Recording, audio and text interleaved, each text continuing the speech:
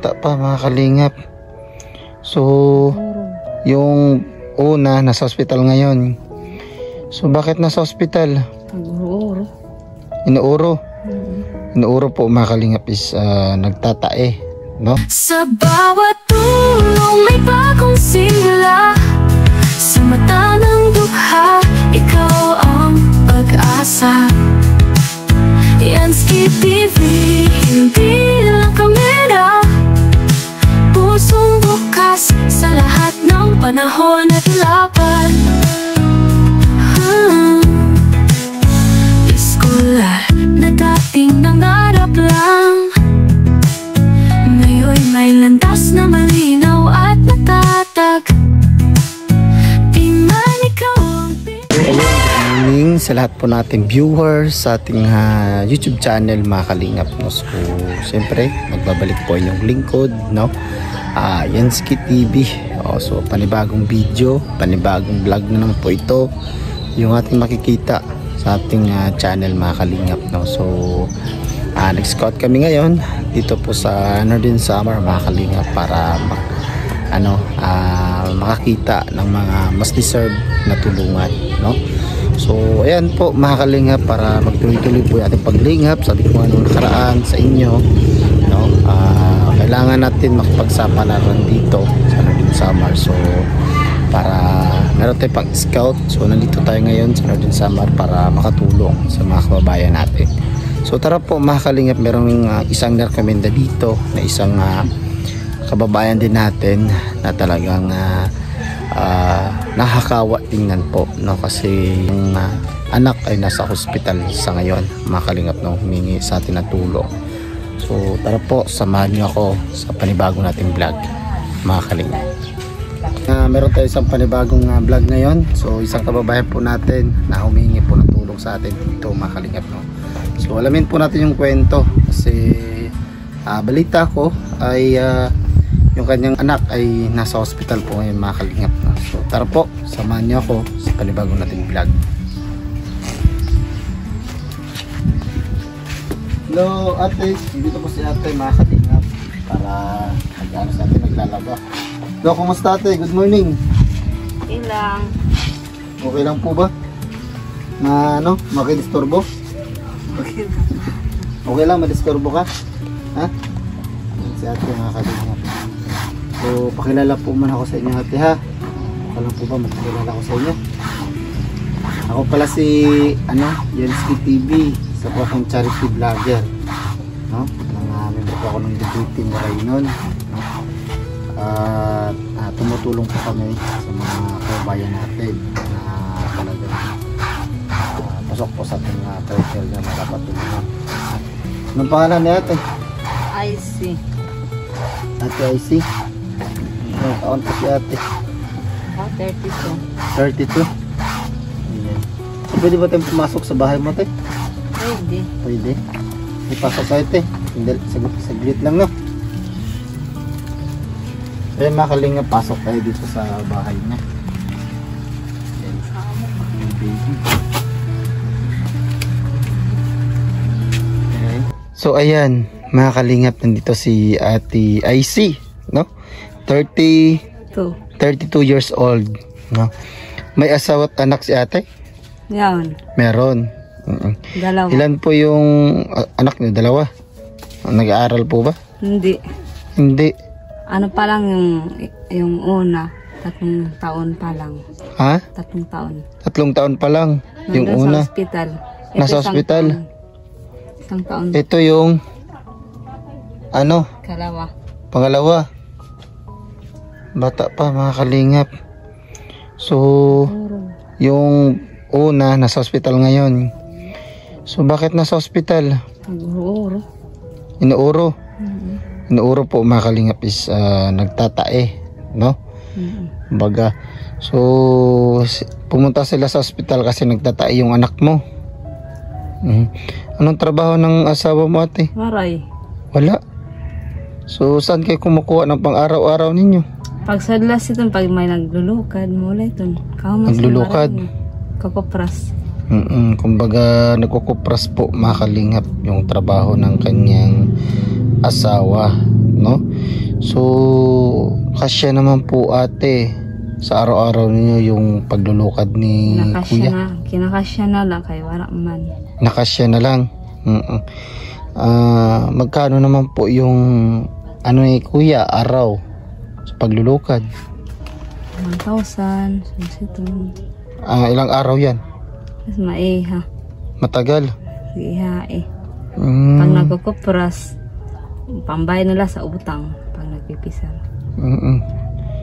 So, yung anak mo ngayon nasa ospital, ano yung ano nila doon? Matagal na sila doon or ngayon lang? Kuha na mga tatlong na kaadlaw. 3 araw na? So, anong kinakain nila doon? Napakadigad pag nagkukuhan pagkaon. Umupunta dito? So, napakalayo ng hospital. Saan ang hospital dito? Doon sa Katarman. Sa Katarman nga. Oh. So, layo ng Katarman. 30 minutes pa yung biyahe or mga more than pa. Nagpapakalila asawa pag sabi sito na kwarta, maungutang naman. Pupunta dito? Oo. Pag wala na pagkain. Wala nang pagkain, wala nang pera. Ayan. So, yan lang yung panghanap buhay ninyo dito. Magkukupra lang. So, ikaw naman po ate, wala kang trabaho? Ay, nagbabantay sa mga bata. Nagbabantay ka lang sa bata? Wawa naman, no? So, yung bahay po nila mga kalingap, sobrang liit. So, dito sila nakahiga, oh. No, kasya naman kayo dito. Oo. No? At ito, yung kanilang kunting ano, oh, napakaliit. Grabe. Liit ng bahay nyo. Pero okay lang, no? Kasi sakto naman kayo, no? Kasya naman kayo sa maliit na bahay. Ito kasi 4 lang kayo, no? 2 yung anak nyo. Then 2 din kayo mag-asawa. 'Di ba? 4 lang. So, halimbawa kapag nag-short yung kita ni kuya, saan kayo kumukuha ng pang-araw-araw ninyo? Nangutang. 'Di ba remistry yung paglukad? Oh.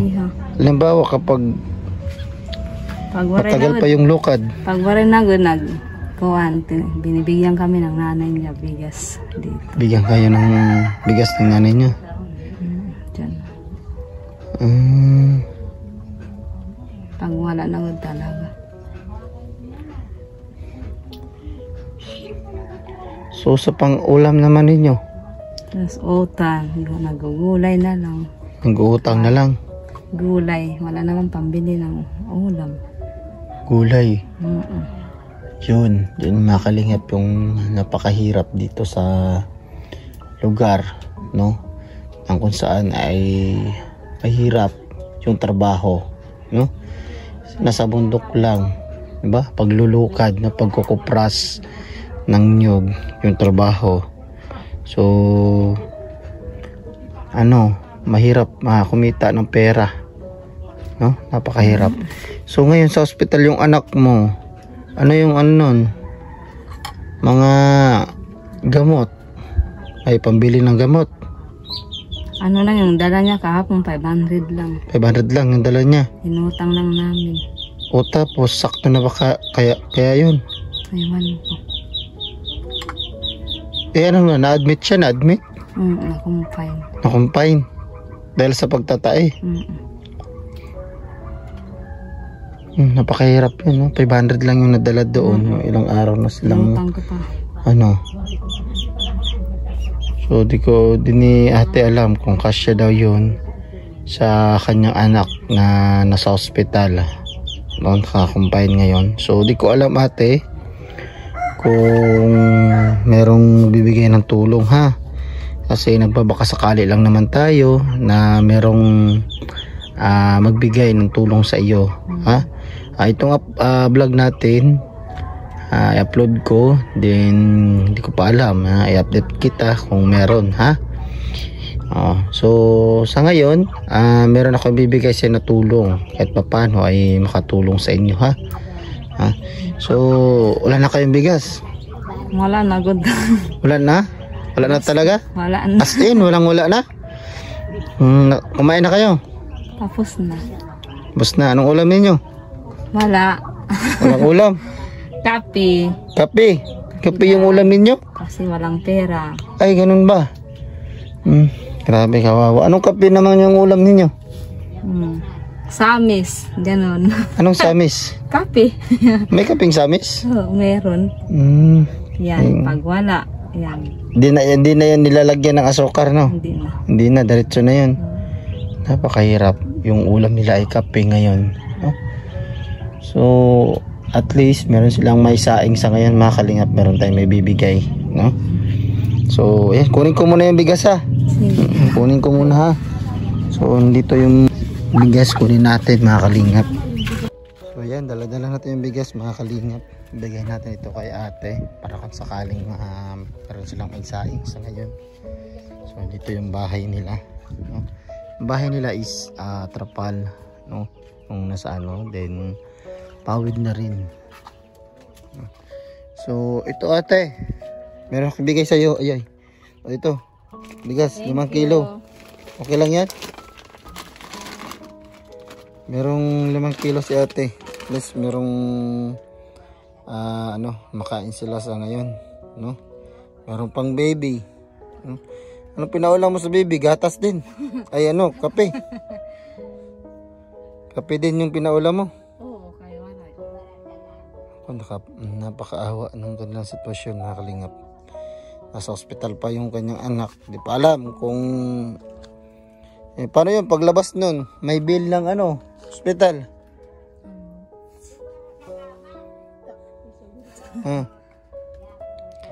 Mga kami sila babayad. Maiwan yung anak mo doon, wala kang pambayad. Grabe, napakahirap ng sitwasyon. So yung bigas na yan natin, ha, hindi po yan sa akin, no? Handog po yan ng ating mga masolid ng mga sponsors, no? Kay Ate Beth dyan, no? Ate Beth Jones, maraming salamat sa inyong tiwala, no? Na kahit papano ay tuloy-tuloy yung ating paglingap sa mga kababayan natin dito sa summer, no? So ano masasabi mo kay Ate Beth, no? Kahit papano meron. Salamat. Dahong salamat. Puntahan mo kami bulig. So pwede kang manawagan dyan kung halimbawa merong makatulong sa iyo, no? Hindi naman natin in-expect na merong makatulong, pero pwede kang manawagan na halimbawa kung merong tutulong sa iyo ay pwede. Sige daw, anong sasabihin mo sa mga viewers natin? Ngayon nasa hospital yung anak mo. Kung tama may mansa magbulig na makagawa sa bata. So yan, sabi ni ate, mga kalingap, sabi ni ate Ace na daw, sana merong makatulong sa kanya na makalabas yung kanyang baby, yung kanyang anak, no? Kasi wala daw na pera na ipapalabas doon sa ospital, no? Pakahirap ng sitwasyon nila. So sa ngayon ay meron na kayong bigas, no? Sabi mo wala kayong bigas. Wala ba talaga kayong bigas o meron? Wala talaga. Wala talaga. Tingnan mo yung lalagyan namin. Wala talaga daw, mga kalingap. Wala. So ito meron silang bigas, kaya paano meron silang masaing sa ngayon. So mamaya kung wala na kayong bigas, saan kayo kukuha? Halimbawa wala kami, Mangutang muna. mangutang. Tindahan. Yun lang. Na-expect mo ba na darating kami ngayon na merong magbibigay siya ng bigas? Hindi. Oo, di ba? Oo. So lang, tsaga-tsaga lang at magdasal sa para merong panalangin na darating, no? Sa atin. Nasyak nga niya kay Nasyak ka? Nasyak si ate, mga kalingap, no? Na merong inabot nga. bigas. Bulig. So ayan, So pansamantala lang yan, no? Halimbawa pagka merong makatulong sa iyo or magbigay ng tulong, ay agaran kong ibibigay dito sa iyo, ha? Oo. Kung halimbawa kung may magbigay ng tulong sa iyo, ano yung gustong tulong na may paabot sa iyo?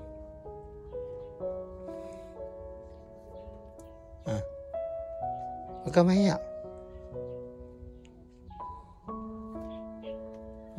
Sangad ko wanda. Dito basta mayaon. Bisan lang dito eh. Daya si ate makalingap, no? So sabi ni ate makalingap, no? Kahit Basta lang, meron. kahit konti, at least meron, no? Yung bukal sa inyong puso, no? Ate. So, ayun lang, no? Thank you sa inyong sa inyong pag-welcome dito. At pasensya na sa disturbo, no? So, balik na lang ako pag merong makatulong sa inyo, ha? Pero hindi po ako mangangako, no? Na babalik ako dito. Kasi nagdidepende lang po ako sa mga viewers at mag-sponsor at magbibigay sa iyo ng tulong, ha? Kung sakali, no? Kasi hindi naman natin in-expect na mayroong magbibigay sa atin talaga, pero kung mayroong mga maluluwag na puso o may mga ginitong puso, ay talagang magbibigay talaga yan sila sa atin, no? So dasal lang, no? At malay mo sunod na araw ay mabigyan ka ng pagkakataon na may labas yung anak mo, no? At okay na yung anak mo. Magdasal ka rin kasi yung anak mo nasa ospital, no? Na maging okay, ha? Sige, bye-bye, no? Mag-ingat kayo dito, ha? Salamat. Yung baby niya, oh. Yan, natutulog. Makalingap. So, bye-bye, ha? Thank you. And God bless. Mag-ingat palagi. So, ayan mga kalingap. Thank you sa lahat po ng ating mga viewers, sa mga bawat nanood sa ating vlog, no? Maraming salamat po sa inyong pagtangkilig sa aming mga video, sa aking mga video, mga kalingap, no? Maraming salamat po sa inyong lahat, no? Sa mga viewers natin, lalong-lalo na po kay Ate Nelda, maraming salamat po, no? Malaking tulong po yung binigay sa atin ni Ate Nelda, no? So nagpapasalamat po ako sa inyo ng lubos, no? Sa ngayon, no, hindi po ako makakarating dito ng summer kung wala po kayo, mga kalingap, no? So maraming salamat po, no? Hindi din magtuloy-tuloy yung ating paglingap sa mga kababayan natin kung hindi po kayo at hindi dahil sa inyo, no? Maraming salamat po sa inyo talaga, yung sa inyong panood sa ating video. Thank you so much po sa inyong lahat, no? So mga kalingap, sa mga nakakaluwag-luwag po, no, tulungan po natin si ate na mailabas yung kanyang anak doon sa hospital, no? Talagang nakakawa din yung kanyang sitwasyon. Talagang po nasa hospital yung kanyang anak, no? So yung kanilang bahay napakaliit, no? At nagsisiksikan na lang sila doon sa unti nilang bahay, no? So ayun lang po mga kalingap, no? Thank you so much sa lahat, no? Hindi ko po kayo maisa-isa, no? Kay Ate Nelda, kay Ma'am Charibel, maraming salamat, no? Maraming salamat po kay tita natin, no? Mga tita natin, thank you so much, no? Lalong-lalo po sa kay Nida Cambayao, no? Maraming salamat, no? Kay Ma Clara, maraming salamat, no? At sa lahat ng mga nanonood ngayon sa ating premiere, maraming salamat po sa inyo lahat. So bye-bye po and God bless, and kampay sa narat po mga ka-partners. Bye-bye po.